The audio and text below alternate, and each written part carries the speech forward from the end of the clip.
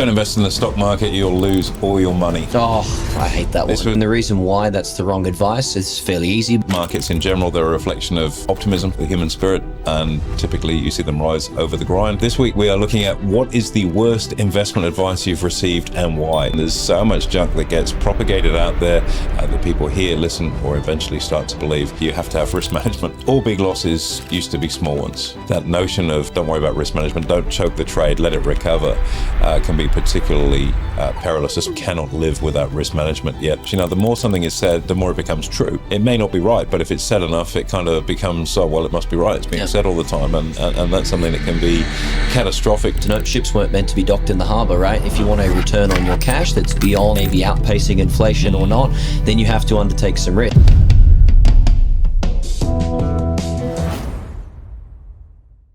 Hey guys, welcome to this week's Money and Investing Show. This week we are looking at what is the worst investment advice you've received and why. This is going to be really interesting because you've heard something doesn't mean to say it's true, and there's so much junk that gets propagated out there that people hear, listen, or eventually start to believe. Check out some of these comments. Probably can relate to some of them that you would have heard yourself. As always, make sure you take plenty of notes, but most importantly, make sure you take plenty of action. See you in the show. Hey guys, welcome to this week's Money and Investing Show with me, your host, Andrew Baxter, and as always, my offsider and co-host, Mitchell Olarenshaw. Thank you, Mr. B. Great to be here. Now, in all of our careers and all the years we've been doing this, we've had plenty and plenty of advice. Some good, some bad. And today I want to go blow for blow on this, the dumbest stock market advice that we've heard collectively, why it's wrong or why you could see it differently. My goodness, how am I going to distill down? I know, because some of the things you hear from, let's say people who necessarily aren't that experienced, you go to a barbecue and they say this, or you're in the stock market, this, and you just think that's just not right. Yep. In all of our experience, we've got 40 years between us, so let's trade some blows. So why don't you start us off? All right. Don't invest in the stock market, you'll lose all your money. Oh, I hate that one. This was given to me as advice from someone that's holding cash. And okay. It's like, okay, thanks for that. And the reason why that's the wrong advice is fairly easy, but let's hear it. All right, well, there's two sides to it. We can talk about the stock market in the first instance. I mean, if you think about markets in general, they're a reflection of optimism, the human spirit, and typically you see them rise over the grind. If you look at annual returns for stock markets, especially the ones we trade, annualized returns are there in droves. You've seen 17% on average out of the NASDAQ over the last 5 years, for example. So, the optimism is there because people are always more optimistic about the future than the past. Secondly, holding cash. There's the other side of the equation. So great advice from someone that's sitting holding cash and it's like, I'm getting 6% on my money. I said, yeah, but inflation's 5.5 at the moment. So you're really only making a net 0.5 and that's before tax. Just crazy advice. And that's an asset allocation decision that people make. I think the reason we're all dyed in the wool, we've all got our story around money. It depends on how we've grown up and what we've been able to expose ourselves to in terms of growth, knowledge, learning, etc. And I think when you don't know a lot about an area, be that the stock market, it's easier to, as my grandfather used to say, as a great Yorkshireman, when in doubt, do nothing. Yeah. And it's easy to say, I'm just going to hold cash, I don't know what to do. And that's almost a cry out for help as opposed to someone that's emphatic on their position. Yeah. I mean, if you're not invested, then you don't have upside, right? Yeah, those conversations you always flip and go, okay, why do you hold that view? And walk it through, explain it to them, say, look, if I could show you some things over here, how would that work for you? Yeah. And I think, it's important to note ships weren't meant to be docked in the harbour, right? If you want a return on your cash that's beyond that of just slightly maybe outpacing inflation or not, then you have to undertake some risk. And there is risk to trading the stock market. Stocks go up, stocks go down. You can lose and you can win. But you can. I think the biggest risk of all is not knowing what you're doing. That's why education is the best investment you'll ever make. Yeah. All right. Well, here's the one from me. Stocks always go up. Not markets, stocks. Okay. Let's break that down and separate the two because that's a really important. Yeah, they don't always go up, and if it's on the back of some bad news or some say they've been slammed for some reason, you sometimes they simply just don't recover. They're gone, and I can think of plenty of examples of this through my career. Yeah, if you think about Enron going back in the mists of time, which was the darling of the U.S. market, it was the sort of Nvidia of the day, insofar as it was unstoppable until someone actually realized that they were just making up their performance. There's not profit. We're just, one of the examples there was there was a power station that we're going to build in India in 5 years' time, and we're going to count the revenue from it today. It's like there's no revenue today. It's not even built. So that's a stock that's been and gone. WeWork is another example of that. If we look closer to home, if you look at stocks like, say, Babcock and Brown, Mount Isa Mines, Pasminco, the floor's littered with stocks that were once there and darlings of the market that never really recovered. So they don't always come back, and they don't always go up. Yeah, it's a market of stocks, not a stock market. So I think it's important to distinguish between the overall stock market itself, which, as you said in your very first comment, stock markets do go up over time. When you look at it from an index perspective, so ASX 200 or the S&P 500, the market's never gone to zero, right? Let's face it. But part of the reason for that, Mitchell, is a loaded dice, because if a new business comes along that's very good, that lists and continues to grow, it's going to get listed, it's going to feature in the index, it's going to become a bigger part of the index as its business grows and its success grows, and it will propel markets further ahead. And equally, something that's no good drops out of the index and falls away. So it's almost a self-cleaning mechanism where the rubbish drops out the bottom, the great stuff comes in and drives it higher. Hence why, over the long term, you typically see markets, not stocks, but markets drive higher. Stocks have stock-specific risk. If a business is doing something wrong, or the CEO gets caught doing something bad, or whatever it might be, stocks do have the potential to trade lower and stay low. I mean, take AMP for an example. I mean, that thing was at what, $13 many years ago, and now it's trading at $1.70 a share. So that's not a stock that's always going to go up. It's not, and the drivers for certain businesses change. What's in vogue one day may not be in the next. And if you go back to some of the great companies of the world and the great CEOs, people always talk in sort of hushed tones about people like Jack Welch at General Electric, which took GE to a stratospheric level of growth, albeit through acquisition and ratcheting up some debt. And if you look at the performance of General Electric over the last 15 years, it's been terrible, versus a stock that didn't even exist 15 years ago, like Nvidia, which is shooting the lights out. So there's a level of, fashion that comes along. Big multinational conglomerates that are invested in everything, or companies that are really focused on the knitting and they just have their lane. So, companies that focus I kind of like. Very nice. So here's another one for you, because I know you've said the ante to this a few times. The only way to make money is to buy low and sell high. Is that actually the case? Not really, no. Okay, why? I thought there's an emphasis on brevity there. Why? The reason for that, you can sell high and buy low if you're playing the market to the short side, as an example. So there's the opposite side of that. So what I mean by shorting, one of the ways you can make money in a market is if you go into a falling market or a stock that's falling, and you can short sell it, or you could even use put options to do that too, I suppose. And so you don't have to buy low and sell high to make money. You could sell high and buy low, which is the reverse, which effectively is short to an extent. But also, you can buy high and sell higher. That's right. When you've got something that's got really great momentum, and if you take Netflix as an example, a couple of years ago they bought that thing for $170. It's $1,300 a share now. Same as Nvidia, same story. You didn't have to buy it for $180 a share. If you bought it for $400 a share after it's doubled from its recent low, you'd still be okay with it, I'd say, right? You go, well, it's already doubled. You've missed the game, but it's then trebled from there. So you can buy high and sell higher. And if something's got momentum and is pushing higher, and when we talk of momentum, that momentum typically, you have a raft of things. There's one thing, then the next, and the next in terms of really good news. Like they've come up with a product, they've done a deal, they've explored a new market. They've got like an R&D project that's gone really well. That sort of positive really propels stocks, because it puts a stock on the radar, which brings more money into it. There's a finite amount of shares listed. So if you want to buy them, you've got to have a seller, but that seller's just going to command a higher price, which pushes the price further up. To the opposite side of that, bad news also affects stocks. We mentioned before about sometimes a stock recovers. Usually bad luck or bad news runs in threes. If you hear some bad news, if there's three sort of groups of that, it's usually pretty painful for the stock to turn around just because sentiment's gone. Interesting. Yeah, I like that. And what I'd command our listeners to do right now, these are really interesting to start us off.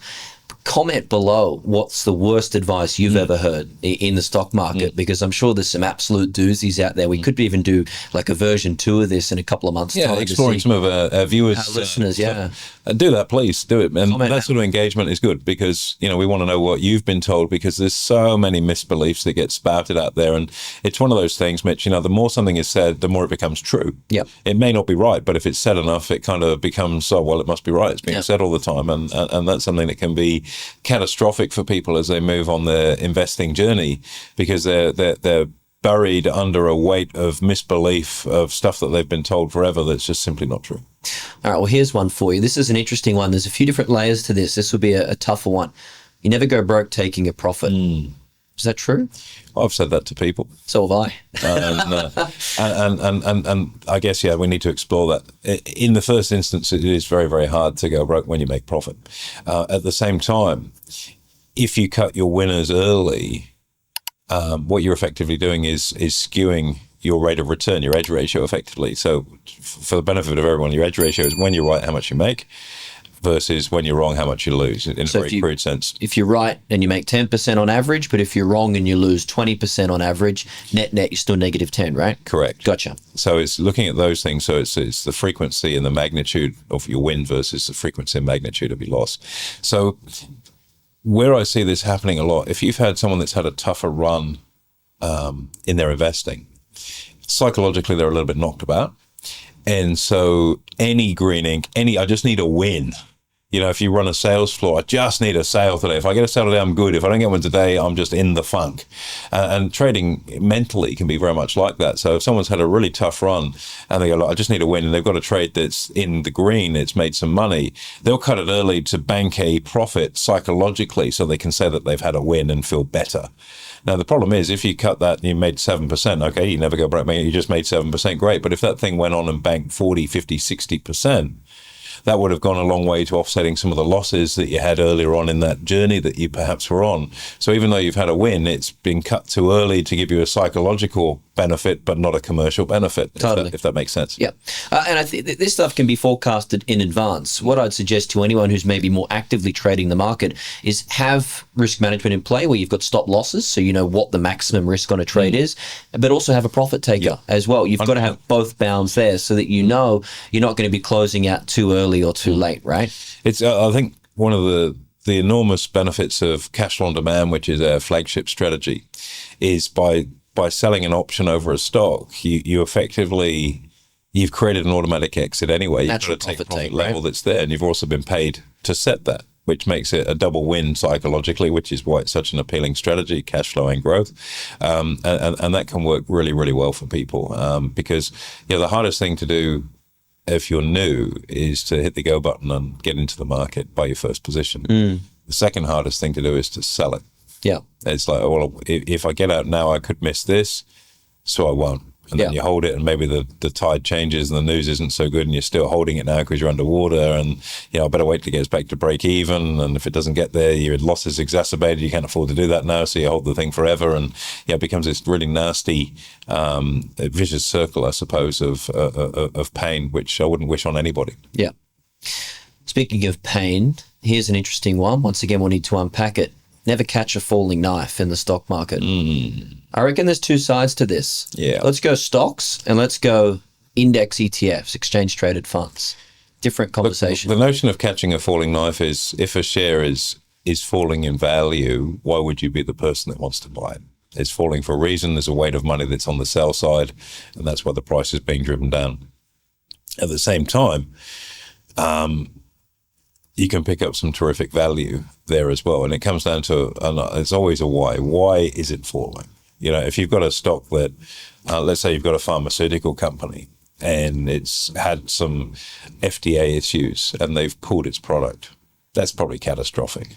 Yeah. If it's a mainline product, if it's something that's, a tiny line item within the portfolio of the drugs that they manufacture, you might go, okay, now I can get into a really good stock at a discount from where it was the other day. It's like buying a pair of Levi jeans. If they're $150 today, but you can buy them for $100 tomorrow, that $100 transaction when they're in the sale is a great level to buy because they're worth $150, and it might just be some short-term news that's pushed it down justifying your view to sort of buy it in a falling market. I'm not a big fan of buying stuff that's dropping in value. The one exception to that is when we use sold puts in things like hold the strike, because there's a more robust mechanism there. So, there are definitely two sides. I like to wait for the smart money to come in and then piggyback on that with a golden fingerprint or a different type of entry and try and ride the recovery. But there is another side to it, so walk us through it. Yeah, I mean, if we have an index fund, so let's take, for example, the S&P 500. Now, if that was a falling knife again, like it was, say, for example, in March or April, when the market sold off 20%, would I be buying it again like I did back then? Absolutely. Yeah. And the reason being is that that's a broad index ETF, and we know from the initial discussions in today's podcast that markets do have an upwards bias. They eventually will recover over time. If you can pick up an index at 20% discounts and hang on to it, you are almost assured success over the long term. Well, you're quite right. And I mean, again, you look at the sell-off that we're talking about there, which was largely related to the tariffs that were brought out. As far as everyone that supposedly knew, all the talking heads, at least the noisy people, that was the end of the world. It's all happening. This is going to bring on the global recession, all the rest of it. Well, here we are X months later. The NASDAQ's up nearly 60% from those lows. The global economy is still intact. Trade deals have been signed. Everything's okay. The US has happened.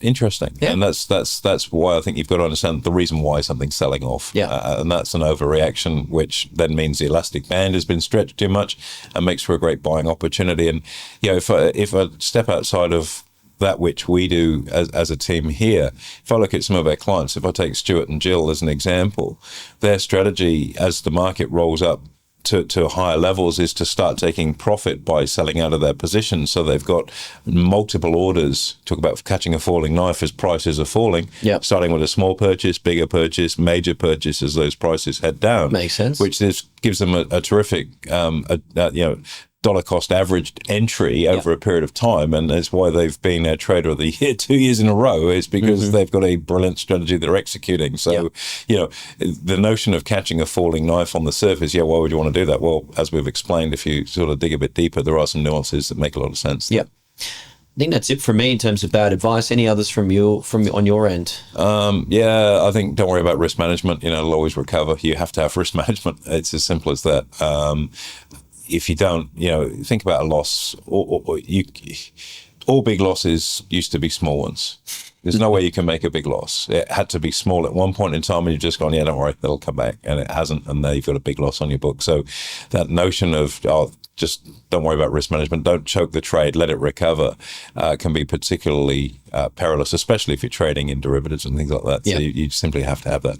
So I think, making sure that you've got, Olympic standard, professional standard risk management is extremely important. Again, that's one of the major things that we pride ourselves on with our clients is the multiple layers of risk management that we help provide. You cannot live without risk management. Yet when we talk about, or if you talk to the general public and talk to a lot of people in the stock market, the only thing they focus on is opportunity and what the upside is as opposed to the other side. And you can't get the rainbow without the storm. So you need to have preparation in play to offset that storm. So don't worry about risk management is probably some of the dumbest advice that I've heard over time too. And I'm a staunch advocate for risk management. 100%.